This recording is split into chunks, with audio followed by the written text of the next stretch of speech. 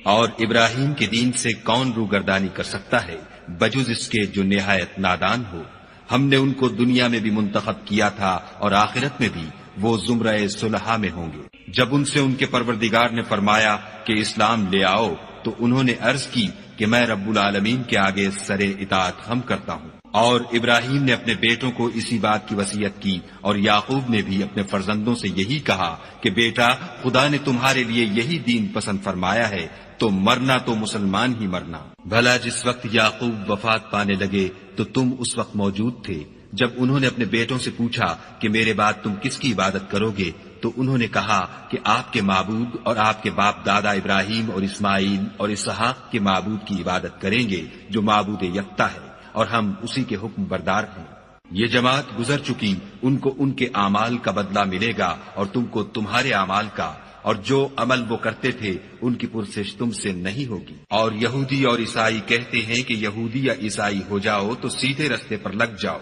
اے پیغمبر، ان سے کہہ دو نہیں، بلکہ ہم دین ابراہیم اختیار کیے ہوئے ہیں جو ایک خدا کے ہو رہے تھے اور مشرکوں میں سے نہ تھے۔ مسلمانوں، کہو کہ ہم خدا پر ایمان لائے اور جو کتاب ہم پر اتری اس پر، اور جو صحیفے ابراہیم اور اسماعیل اور اسحاق اور یعقوب اور ان کی اولاد پر نازل ہوئے ان پر، اور جو کتابیں موسیٰ اور عیسیٰ کو عطا ہوئیں ان پر، اور جو اور پیغمبروں کو ان کے پروردگار کی طرف سے ملی ان پر، سب پر ایمان لائے۔ ہم ان پیغمبروں میں سے کسی میں کچھ فرق نہیں کرتے، اور ہم اسی خدائے واحد کے فرما بردار ہیں۔ تو اگر یہ لوگ بھی اسی طرح ایمان لے آئیں جس طرح تم ایمان لے آئے ہو تو ہدایت یاب ہو جائیں، اور اگر منہ پھیر لیں اور نہ مانیں تو وہ تمہارے مخالف ہیں، اور ان کے مقابلے میں تمہیں خدا کافی ہے، اور وہ سننے والا اور جاننے والا ہے۔ کہہ دو کہ ہم نے خدا کا رنگ اختیار کر لیا ہے، اور خدا سے بہتر رنگ کس کا ہو سکتا ہے، اور ہم اسی کی عبادت کرنے والے ہیں۔ ان سے کہو کیا تم خدا کے بارے میں ہم سے جھگڑتے ہو،